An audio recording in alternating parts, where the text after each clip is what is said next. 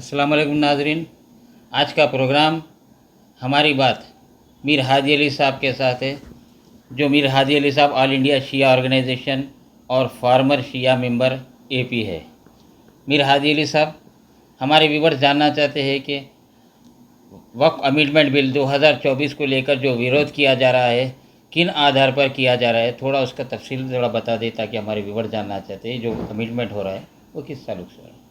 भाइयों, नाजरीन, न्यूज़ 14 और मोमिन मोमिनात, स्पेशली शहर हैदराबाद और तमाम हिंदुस्तान के 7 करोड़ शी आवाम से मैं इस मौके पर जो आज शहर हैदराबाद में पार्लियामेंट का जो वक्फ एक्ट अमेंडमेंट बिल 2024 के ज़मन में जो पार्लियामेंट्री जॉइंट एक्शन कमेटी इस वक्त हैदराबाद में मौजूद है, हमने पार्लियामेंट कमेटी को हैदराबाद आने से कबल प्रेसिडेंट कमेटी मिस्टर जगदम्बा पाल एमपी, जो इस वक्त जेएसी के चेयरमैन भी हैं, और उनके साथ 30 अरकान parliament including Lok Sabha and Rajya Sabha, उनको हमने ऑल इंडिया शिया ऑर्गेनाइजेशन ने, मैं मीर हादी अली बहैसियत साबिक़ शिया मेंबर एपी स्टेट वक्फ बोर्ड, उनके इल्म में ये बात लाई कि आज हमारे तेलंगाना में 11,000 दर्जे रजिस्टर्ड वक्फ शिया अशुर खानाजात, मसाजिद, क़ब्रस्तान, मुसाफिर खाने और दीगर स्कूल्स और इदारे मौजूद हैं, जिनके लिए हमारे वक्फ इंस्टीट्यूशंस के लिए भी जो इस वक्फ एक्ट 2024 के ज़मन में हम भी उससे इफ़ेक्ट होने वाले हैं, जहां पर आप एज़ पर पार्लियामेंट एक्ट के जो कमेटी ने सारे हिंदुस्तान के शहरों में जहां भारी तादाद में वक्फ आशुर खानाजात, मसाजिद, क़ब्रस्तान, दीगर इमाम बाड़े, करबलाएँ मौजूद हैं, वहां का जो दौरा किए हैं। आज हैदराबाद में आपने छत्तीसगढ़, झारखंड, तेलंगाना और आंध्रा, इस तरह से आपने जो इस मीटिंग कॉल की है, उसमें अफसोस के साथ कहना पड़ता है इतनी बड़ी वक्फ जायदादें रखने के बावजूद उस शिया कम्युनिटी के नुमाइंदों को आपने मदऊ नहीं किया। उस पर आज हम प्रोटेस्ट कर रहे हैं। आज जो मीटिंग हो रही है उसके अंदर जो शिया मेंबर्स को जो जी इनवाइट नहीं किया गया है, आखिर इसकी वजह क्या है, थोड़ा उसकी बताइए ताकि। जी हाँ, क्योंकि है तेलंगाना के अंदर 11,000 से ज़ायद आशुखाने हैं जी, उसके बावजूद भी जो है ना शियाओं को नज़रअंदाज किया जा रहा है। जी, और जो तेलंगाना के अंदर 33% वक्फ जी, जायदादें हैं यहाँ पर, जी, जिसका अलहदा वक्फ बोर्ड भी शिया का बन सकता है, जी, उसके बावजूद भी अलहदा वक्फ बोर्ड के से भी नज़रअंदाज किया जा रहा है। जी, और जब भी ये मीटिंग हो रही है इसके जी, ऊपर जो है ना शिया नुमाइंदों के लिए जी। नज़रअंदाज किया जा रहा है। आखिर वजह क्या है, थोड़ा इसके बारे में बताइए ताकि। नैयर साहब, जो आपने बहुत बेहतरीन सवाल किया। हम पर स्टार्ट 1954 वक्फ एक्ट के जब से ही उसके बाद यहाँ पर मुतादिद टाइम पर अमेंडमेंट्स लाए गए और हमारी वक्फ जायदादों को कम से कम तर करते हुए, उसमें डिस्प्यूट बनाते हुए वक्फ प्रॉपर्टीज़ को, जब भी यहाँ पर वक्फ का जब सर्वे हुआ, वक्फ के और दीगर जो गज़ट बनाई गई, उसमें इतना मजहूल तरीक़े से लिखा गया। मैं चैलेंज करता हूँ उस वक्फ गज़ट को।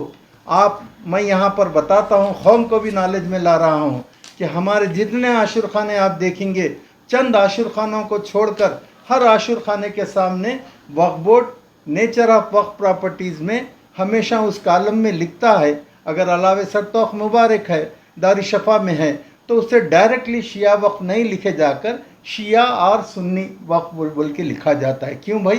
ताकि कोर्ट में अपने हस्बे मंशा उसकी अंडर में जो भी प्रॉपर्टीज़ है, गवर्नमेंट हो या वक्फ बोर्ड हो, इनके अज़ाइम जो शुरू से बिगनिंग से ही ख़राब थे, उसका नतीजा ये हुआ कि हमारे हज़ारों लाखों एकड़ वक्फ अराज़ियात पर या तो गवर्नमेंट आज काबिज़ है या दूसरी तरफ से हमारे भाई यहाँ हिंदुस्तान के इंक्लूडिंग मुसलमान भी उसमें शामिल हैं, कब्ज़ा करते हुए आज कारोबार कर रहे हैं। हाजिर साहब, जो है ना हमारे व्यूवर जानना चाहते हैं कि जब वक्फ अमेंडमेंट बिल 2024 की बात आई तो वक्फ बोर्ड के पास 9 लाख एकड़ ज़मीन थी ऑल ओवर इंडिया में, जिसमें रेलवे में सबसे नंबर 1 रेलवे और दूसरा डिफेंस और तीसरा जो है ना वक्फ बोर्ड के पास, जो आंध्रा और तेलंगाना में, कर्नाटक में सबसे ज़्यादा है। इसके बारे में क्या ख्याल है आपका? देखिए भाई साहब, नैयर साहब, आंध्रा में जो था हिंदुजा को जो इसाक मदनी दरगाह शरीफ की, जो लैंड था उस ज़माने में, आज से तकरीबन 20 साल पहले, मैं समझता हूँ नारा चंद्रबाबू नायडू की ही हुकूमत थी वहाँ पर। उनके दौर में इसाक शाह मदनी दरगाह का जो आंध्रा में वाक़ है, उसके तहत में हिंदुजा को औने पौनों में 5 तक 10 रुपये गज के हिसाब से एक ह्यूज लैंड जो विशाखापट्टनम समंदर के पास है, एक अच्छी करोड़ों रुपए की वक्फ प्रॉपर्टी को उनके हवाले किया गया। आज जब साबिक़ा में ऐसे ऐसे ह्यूज प्रॉपर्टीज़ को गवर्नमेंट अपने लेवल पे ही, हुकूमत वक्फ तो कराए थे, हम मुसलमान भाई वक्फ तो कराए थे हमारे आबा व अजदाद, लेकिन जिस वक्त वक्फ प्रॉपर्टी को किसी दूसरे इदारे को लीज पर देना चाहता है, दिया जाता है, उसका कोई वक्फ बोर्ड कोई नोटिफिकेशन नहीं देता, कोई पेपर से डिक्लेरेशन ये नहीं देता कि हम फ़लाँ इदारे को फ़लाँ रेट पे बीट लगा के ये देने जा रहे हैं, आपको कोई एतराज़ है तो दाखिल करो। तो होना तो ये चाहिए था, लेकिन अफसोस के साथ कहना पड़ता है जायदादन तो आसानी से लेकर वक्फ बोर्ड में अंडर कर ली जाती हैं, जब देने की बात आती है हुकूमत अवाम को मालूम तक नहीं करती, मुसलमान भाइयों को भी मालूम नहीं करती, जो वाकिफ़कार है उसकी और उसके फैमिली मुतवल्लीज़ और उनको भी मालूम नहीं करती, और बेजा खाली इल्ज़ामात लगाते हुए ये जो वक्फ एक्ट 2024 ये जो अमेंडमेंट के लिए जो लाया जा रहा है, अमेंडमेंट तो सिर्फ एक बहाना है। इसे तो ख़त्म करके अपनी मनमानी ह्यूज लैंड्स को सेंट्रल गवर्नमेंट अपने अंडर करना चाह रही है, और वक्फ बोर्ड के चेयरमैन की आगे चलकर तो एक चपरासी जैसी हैसियत हो जाएगी, सब इख्तियारात कलेक्टर को आ जाएंगे, तो फिर ये बोर्ड क्या, बोर्ड के मेंबर्स क्या, ये सब तबाह बर्बाद हो जाएंगे। नादिली साहब, जैसे कि सवाल उठाया जाता है कि हैदराबाद एमपी बैरिस्टर असदुद्दीन अवैसी साहब अपने वोट बैंकिंग के लिए सवाल उठाते हैं जी। जहाँ तक कि इलेक्शन का टाइम आता है कि वहीं भी शिया कम्युनिटी के पास भी आते हैं अपने वोट के लिए, मगर जब भी शिया व जायदादों की जब तबाही होती है वहाँ पर जो है ना अपनी आवाज़ नहीं उठाते हैं। और जिस तरह की आज जो मीटिंग हो रही है इसके अंदर भी कोई भी एक शिया नुमाइंदे के लिए जो है ना मुंतखब नहीं किया जा रहा है। जमात चाहती तो अगर उसमें एक मीटिंग के अंदर एक शिया नुमाइंदे के लिए भी रख सकते थे, जबकि उनके पास एक एमएलसी है और कई नुमाइंदे जो है ना शिया के जमात में भी है, मगर उसके बावजूद भी जो है ना एक शिया नुमाइंदे के लिए भी मीटिंग के अंदर इनवाइट नहीं किया गया है। आखिर क्या वजह है? नैयर साहब, यहाँ पर यह बात मैं क्लियर करते चलूँगा कि मेरे इल्म में जो बात आई है, यहाँ के जो आज इन्वाइटीज़ है वहाँ की जेएसी कमेटी, उसका चेयरमैन और उसका सेक्रेटरीट जिम्मेदार है, जो यहाँ की स्टेट गवर्नमेंट को, तेलंगाना गवर्नमेंट को एक ऑर्गेनाइज करने के लिए उनकी आमद की जो बात और टाइम जो शेड्यूल रखा गया है, मैं समझता हूँ यहाँ का तेलंगाना माइनॉरिटी वेलफेयर डिपार्टमेंट जिम्मेदार है। तब ये तेलंगाना वक्फ बोर्ड के अंदर अपना एक शिया नुमाइंदे भी है, मौलाना हैदर आगा साहब भी है, वो मेंबर को भी तो इनवाइट किया जा सकता था अपने शियाओं के जो जायदाद उस ना। हाँ, ये भी आप अच्छी बात करें। ये शिया मेंबर एक जो डेलीगेशन तेलंगाना स्टेट वक्फ बोर्ड का हालिया दिल्ली में गया था और जो ऑलरेडी नुमाइंदगी कर चुका है, उसी सबब अब उनके लिए अलहदा तौर पर यह सिटिंग रखना बेमाने होता है। बरखिलाफ उसके यहाँ पर जो ऑर्गेनाइजेशंस काम कर रहे हैं, ऑल इंडिया शिया ऑर्गेनाइजेशन, शिया यूथ कॉन्फ्रेंस और दीगर ऑर्गेनाइजेशन, शिया डेवलपमेंट कमेटी और दीगर कई इदारे हैं जो वक्फ के लिए रात दिन, एक दो दिन नहीं, बरसों से, जैसा कि मैं खुद 30 ईयर्स से, जब से मैं अपनी मजहबी रवादारी और सियासी समाजी खिदमत करते हुए जो एक जुनून सा है, जो मैं इन्वॉल्व होकर काम कर रहा हूं और हर वक्त मैं आगाह करते आ रहा हूं, और आज भी मैं प्रोटेस्ट कर रहा हूं। ये आप सब देखते हैं कि हमने 12 अखबारात के ज़रिए भी कहा कि हमसे शियों से इंसाफ करो, हम भी आपके भाई हैं, हमारी भी वक्फ जायदाद हैं, लेकिन नक्कार खाने में तोती के बोल के हिसाब के मिज़दाक़ आज हमको बना दिया गया है और हमको आज की इस मीटिंग में नहीं रखा गया है। क्यों भाई? हम अपने रिप्रेजेंटेशन पेश करते थे कि इससे क्या नुकसानात होंगे, हमको क्या चाहिए, कौम क्या चाह रही है, लेकिन ये दानिस्ता तौर पर। और मैं आपको ये भी बताता चलूँ, कमेटी के जितने अरकान आ रहे हैं वो किसी के ज़बान पर आशुर खाने का लफ्ज़ नहीं आता, मसाजिद, ख़बरस्तान और दीगर इदारों की बात होती है। तो उसके लिए आदिल साहब आवाज़ उठाना चाहिए कि एमएलसी साहब और ये दीगर जो ना वक्फ बोर्ड मेंबर्स और कई उलमा ज़ाकिरीन जो अपने हैदराबाद और तेलंगाना के अंदर है, उन लोग आवाज़ उठाना चाहिए कि हमारे लिए भी नुमाइंदगी करिए, हम भी जो है ना वहाँ पर आएंगे, हम भी हमारे मसाइल हल करेंगे। जो बिल्कुल। अशोका ने पिछले 9 साल के अंदर जो तबाही हुई जी शिया व मुजाहिदों की, जी उस ताल्लुक से भी हम अपना प्रपोजल रखने के लिए जी। करेंगे, मगर इसको नज़रअंदाज किया जा रहा है। क्या आप लोग इसके बारे में कुछ बताएं? हाँ, ये आपका ये भी बहुत सा अच्छा सवाल है जो नाजरीन के लिए मैं जवाब देना चाहूँगा। ऑलरेडी शहर हैदराबाद में जिस वक्त हम पहला इजलास हज़रत अब्बास वाटर टैंक के रूबरू आशुर खान ज़ैनबिया में रखे थे, और वहाँ पर हम पूरी कम्युनिटी उलमा जाकिरीन सबको आगाह किए थे, देखो एक बिल के ख़िलाफ़ अपने को आवाज़ उठाना है जिसमें हमारी जायदादें तबाह होने वाली है। उसके बाद का ये असर हुआ कि यहाँ के उलमा जाकिरीन खुतबा इन्होंने अपने अपने लेवल पर दस्तखती मुहिम करके वहाँ पर रवाना किया। खैर ये तो ठीक है, लेकिन ये याद रखो बंद कमरों का एहतजाज अलग होता है, सड़कों पर आकर एहतजाज करना अलग होता है। जब तक बच्चा अगर न रोया, माँ उसको दूध नहीं देती है, उसी तरह से अगर अवाम अपने हक के लिए आगे नहीं आए, सीना सिपर न हुई, ये हुकूमतों पर जून चढ़ने वाली नहीं है। हैदराबाद के अलावा लखनऊ में भी कई जगह है बिल्कुल कि वो लोग भी अभी तक आवाज़ नहीं उठाए इसके लिए। यस मैं जैसे कि शिया पर्सनल लॉ बोर्ड भी है, वो जी पर्सनल जी लॉ जी बोर्ड में भी अभी तक के कोई ऐसा जी बयान जी जारी नहीं किया गया जी जो जी उन्हें भी इनवाइट बिल्कुल किया गया। बिल्कुल। ये ऑल इंडिया शिया पर्सनल लॉ बोर्ड जो लखनऊ में सिर्फ 1-2 जलसे करके सन्नाटा खामोश बैठा हुआ है, होना तो ये चाहिए था उसके तहत में, उसके अंडर में शिया पर्सनल लॉ बोर्ड के तमाम बड़े शहरों में जहाँ जहाँ पर शिया औकाफी जायदादें मौजूद हैं, चाहे वो तेलंगाना हो, तमिलनाडु हो, आंध्रा हो, दिल्ली हो, उत्तर प्रदेश हो, और कई रियासतों में है। मैं तो ये समझता हूँ जहाँ जहाँ मसाजिद आबाद है, जहाँ जहाँ वो शहरों में टेम्पल अपने मंदिर तामीर किए गए हैं पुराने ज़माने से लेकर, वहाँ आशुर खाने भी बनाए गए हैं। और मैं यहाँ पर ये बताता हुआ चलूँगा नाजरीन को, सिर्फ एक आशुर खाना एक ऐसी मकाम है जो नॉन कंट्रोवर्शियल है। आप मंदिर जाओ, मुसलमान नहीं जाता, मस्जिद जाओ, हिंदू वहाँ नहीं आता। एक आशुर खाना ऐसा है जहाँ पर बिला लिहाज मज़हब व मिल्लत मुहर्रम के दौरान जहाँ अलम मुबारक एरेक्शन ऑफ अलम मुबारक होते हैं, वहाँ पर हिंदू, मुस्लिम, सिख, ईसाई बिला लिहाज मज़हब व मिल्लत वहाँ पर खराज अक़ीदत पेश करते हैं, नजराने पेश करते हैं, अपनी दुआएं मन्नतें मुरादें पाते हैं। ये इमाम हुसैन इब्न अली का सदका है। हाँ जी साहब, according to the Waqf act 1955 जी वक्फ प्रॉपर्टीज को जो कब्जा हो जाती है जी कोर्ट में उसे चैलेंज नहीं किया जा सकता है। जी अगर अमेंडमेंट आ जाए जी तो इसे कोर्ट में चैलेंज किया जा सकता है, ये कहाँ तक सच है? हाँ, इसके लिए भाई साहब यहाँ पर यहाँ की गवर्नमेंट अब जो वक्फ एक्ट 1995 चल रहा है उसके लिए एक ऑलरेडी वक्फ ट्रिब्यूनल मौजूद है। वक्फ ट्रिब्यूनल के तहत में पहले आपको अगर कोई जायदाद पर कब्जा हो गया तो वक्फ ट्रिब्यूनल का जाना पड़ता है। वक्फ ट्रिब्यूनल का तमाम वक्फ रिकॉर्ड मौजूद होते हैं, उसके स्टैंडिंग काउंसिल होते हैं, वो फाइट करने आते हैं। अगर सही रहा उनके डॉक्यूमेंट्स नॉन वक्फ रहे तो वो वक्फ से हट जाता है और वो पार्टी के फेवर में फैसला जाता है। अगर नहीं वो वक्फ है तो वो लटक गए भी तो उसको नहीं मिलता और उसके आगे पुरसाई नहीं होती थी। आज उसी को मद्देनज़र रखते हुए मरकज़ी एनडीए बीजेपी सरकार दानिस्ता तौर पर वो लैंड्स हासिल नहीं कर पा रहे हैं बोलकर वक्फ ट्रिब्यूनल को ख़त्म करने के लिए एक साजिशी तौर पर ऑफिशियल्स वहाँ पर रख कर अपनी मनमानी वो लैंड्स को हासिल करने के लिए इस तरह का घनौना वक्फ एक्ट तरमीमी बिल 2024 लाए हैं।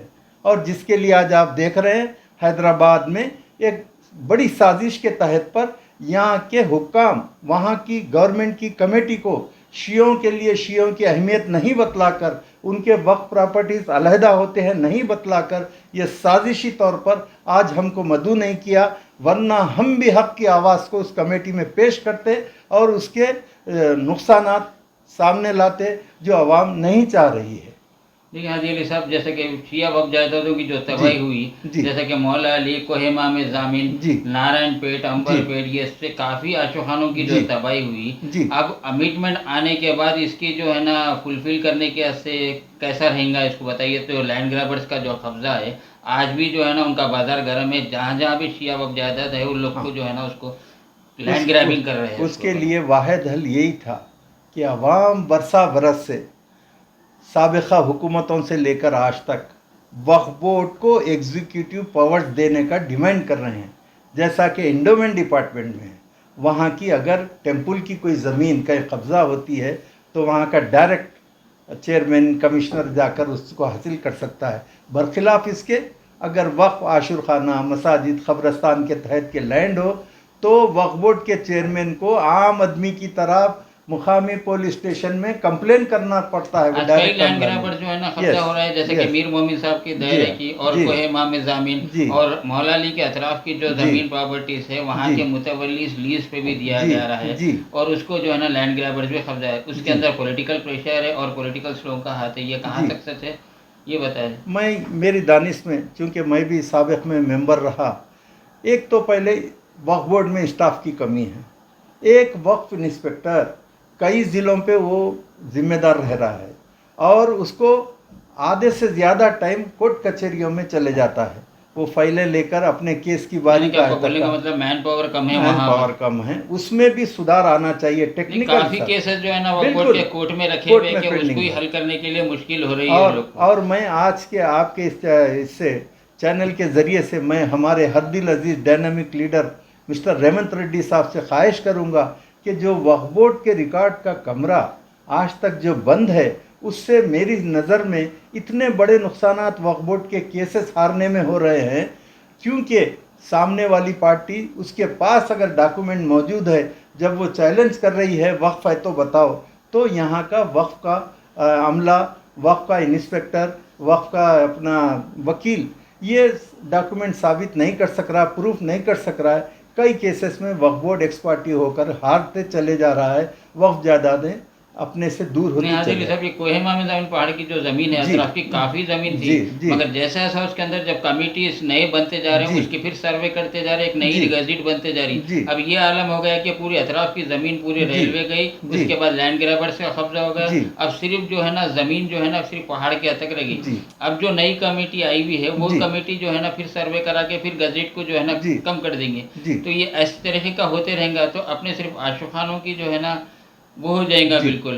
तो एक तो इसके वास्ते कोई एक्शन लेने के जी वास्ते हाँ, कोई जी हाँ, ऐसी कोई कमेटी बनना चाहिए जिसमें शियाओं की, ताकि जी, ये शिया वफ जायदादों को तबाह करने के लिए, जी, या जी। नहीं है तो अलहदा वक्फ बोर्ड बनना चाहिए। नैयत साहब, वक्फ एक्ट 1995 में जो चल रहा है उसमें भी बहुत सारे पावर्स है। वक्फ बोर्ड अगर खुद नहीं कर सक रहा है डायरेक्ट मैनेजमेंट में, तो वहाँ की कम्युनिटी, शिया कम्युनिटी हो या सुन्नी कम्युनिटी हो या वहाँ के रहने वाले हो, उनकी मैनेजिंग कमेटी डालकर उसका प्रोटेक्ट कर सकता है। अब यहाँ पर वक्फ बोर्ड की एक तरफ लापरवाही भी मैं बताता हूँ। वक्फ बोर्ड आज मैनेजिंग कमेटियाँ कब डाल रहा है? जब पूरा बर्बाद होने के बाद। आज कमेटी काम कर रही है, चाहे कोहिमा में ज़मीन की हो या दायरे हज़रत मीर मोमिन साहब क़िबला की हो या किसी और इदारे की हो, उस कमेटी के पास ना तो कोई प्लान रहता है, ना कोई सर्वे रिपोर्ट रहती है, और ना उस कमेटी को कोर्ट में जाने के लिए केस का वक्फ बोर्ड एनओसी तक नहीं देता है। सब मीर के दायरे का तो ये आलम हो गया, सब 3 जी, लाख के ऊपर जो है ना लाइट का बिल आ चुका है। और जब भी किसी का इंतकाल होता है उसके डेथ सर्टिफिकेट के वास्ते एक आदमी को 3 से 4 मरतबा जो है ना मीर के दायरे को जाना पड़े। जी, कभी कमेटी के लोग मौजूद नहीं रहते तो जी, कभी जो है सर्टिफिकेट जो है ना ख़त्म हो जी, जाते। जी, बोलना ये रहता कि उनको बल्दिया को मैं अप्लाई कर रहा हूँ, वहाँ जी, से आने के बाद आपका सर्टिफिकेट दूंगा। जी, तो इस दौरान जो है ना ये लोग जो है ना 3 से 4 मरतबा मीर के दायरे को जाने के बाद जी, उनका डेथ सर्टिफिकेट मिल रहा है। जी, जी। इस तरह का जो है ना शिया कम्युनिटी के अंदर ये चलेगा तो ये कैसा होगा कि मीर के दायरे के अंदर एक नई कमेटी फॉर्म करना चाहिए जी। या नहीं, ज़रा इसको बताइए। अब इसके लिए बहुत ही सिंपल है मेरी नज़र में। अगर जो भी अपने वक्त का शिया वक्फ बोर्ड मेंबर है, जी वो अगर महीने में एक बार अपने इंस्टीट्यूशंस के ज़िम्मेदारों की एक मीटिंग लेकर, आपके क्या तकालीफ है, मैं बोर्ड में आने वाली मीटिंग में रखूँगा या चेयरमैन के ज़रिए कराऊँगा या कंसर्न पुलिस कमिश्नर को बोलकर उस मसले की हल कराऊँगा। इस तरह से जो पब्लिक का और मेंबर का राब्ता अगर उस इंस्टीट्यूशन से बराबर होते रहेगा, तो यकीनन वो मसाइल नहीं रहेंगे। वो अब ये मीर के मसाइल दायरे नहीं का जो 3 लाख के ऊपर लाइट का बिल है इसके जिम्मेदार कमेटी रहेंगी या वक्फ बोर्ड रहेंगे? जी, पहले तो ऐसा होता था। मैं भी साबिक़ में दायरे हज़रत मीर मोमिन साहब क़िबला का सदर कमेटी रहा। उस वक्त मुझे जनाब मोहम्मद खलीलुर रहमान साहब साबिक़ एमपी ने मुझे ऐसे कौम के बड़ों के दरमियान में मेरे को प्रेसिडेंट कमेटी डाला था, जिसमें हमारे क़ारी शुजात अली साहब और हमारे मरहूम सीरतुल ज़रा कमेटी के सदर रज़ा अली साहब, हाँ रज़ा रज़ा अली अली साहब और दीगर जितने भी वो थे हमारे बाखर भाई जो जीएचएमसी में सुपरिटेंडेंट थे, वो और इस तरह से बड़े बड़े शख्सियात के दरमियान मुझे बनाया गया था। तो उस वक्त में दायरे हज़रत मीर मोमिन साहब क़िबला के डेवलपमेंट के लिए कुली कुतुब शाह के रमनाचारी एडमिनिस्ट्रेटर थे, उनकन गया, जाकर मैं कहा कि साहब मुझे पहले तो एक बाउंड्री वाल होना है और इसको जो 400 साला तकारीब नरेंद्र लोथर साहब जो कमेटी डाले थे उसमें दायरे मीर मोमिन जो 400 साला ख़दीम हैं और आर्किटेक्ट ऑफ हैदराबाद हज़रत मीर मोमिन साहब क़िबला मेमार हैदराबाद थे, ये उन्हीं का बनाया हुआ है। और ये चार मीनार और दीगर जितनी कुतुब शाही इमारतें हैं ये उन्हीं की बनाई हुई हैं। और आज उनका ही कब्रस्तान दायरा जो वक्फ करके गए बहुत ही एक ख़राब कंडीशन में है, तो उन्होंने ग्रांट सेंक्शन करने के लिए कंपाउंड वाल का टेंडर कराया था। लेकिन वहाँ के ये जो इंक्रोचर्स लाइन ग्रैबर्स ने जब भी साजिश करके उस काम को होने नहीं दिया, उसका नतीजा ये हुआ जो पहले एक 33 एकड़ के ऊपर डिपेंड था वो खींचते खींचते खींचते आज ये पोजीशन पे आ गया है। पहले सिर्फ चंद मकानात पीछे से थे, आज ये आलम हो गया कि आधा दायरा पूरा इन साइड में आकर, हत्ता कि उसमें से जो सड़क जाती थी या रास्ता जो छुटा हुआ था, आज भी खबरें इतनी ज़्यादा बन गई हैं कि चलना फिरना दुश्वार हो रहा है। और ये यहाँ पे मिसमैनेजमेंट है। यकीनन आपका जो वो है यहाँ की कमेटी होना चाहिए और एक वक्फ बोर्ड का कंसर्न मेंबर शिया मेंबर बराबर उस दायरे में खुसूसी दिलचस्पी लेते हुए सियासी दबाव और सियासी शख्सियतों को बाजू रखते हुए हक़ ईमान के तौर पर जो वक्फ का वहाँ पर ज़रूरत है वो फ़राइज़ अंजाम दे, तो यकीनन दायरे में भी सुधार आ सकता है। हाजी अली साहब, ये अमेंडमेंट बिल 2024 को लेकर शिया कम्युनिटी के लोग और पॉलिटिकल लीडर्स उलमाए ज़ाकिरीन के लिए कुछ मैसेज है आपके पास? बिल्कुल बिल्कुल, मैं यही मैसेज देता हूँ कि चुप रहना है जुल्म की तायीद में शामिल, चुप रहना है जुल्म की तायीद में शामिल, हक़ बात कहो जुर्रत इजहार ना बेचो। यकीनन आज हमारे कौम पर, शिया कौम पर मैं चैलेंज से कहता हूँ, कोई ऐसा शख्स नहीं है मीटिंग में जो शिया हूँ, शियों के मसाइल पे आवाज़ उठाने वाला हूँ। आज इमाम बाड़े की ये हालत हो गई है, इमाम बाड़ा आशुर खाना तबाह है। आज चाहे दायरे मीर मोमिन हो या किसी और इंस्टीट्यूशन की बात हो, वक्फ बोर्ड का जो भी मेंबर हो, जो भी डेलीगेशन में जाए, मैं उससे एक अदबाना अपील करता हूँ कि इस मजलूम कौम के वाहिद मेंबर होने के नाते बोर्ड में जो भी मेंबर बन के आता है वो अपने औक़ाफ़ के मामले में कोई सौदा या कोई खामोशी ना करे, बल्कि इंसाफ से काम ले। यकीनन हम सब को वहाँ मालिक हकीकी के पास जवाब देना है। शुक्रिया। ये था आज का प्रोग्राम। हमारी बात मीर हादी अली साहब के साथ है। आप देखते रहिए, इंशाल्लाह फिर अगला प्रोग्राम जल्द से जल्द होगा। खुदा हाफिज़।